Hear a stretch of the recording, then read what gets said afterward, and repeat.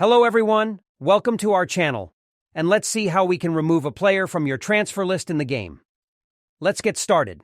First, you'll need to access the market, which requires you to be at least level 5. To access the market, click on the Market button. Once there, navigate to the My Player section. Here, you'll see a Sell button. Click on it. Set a price for the player, but ensure it's an amount you're comfortable with. After setting the price, click the Sell button and confirm your decision.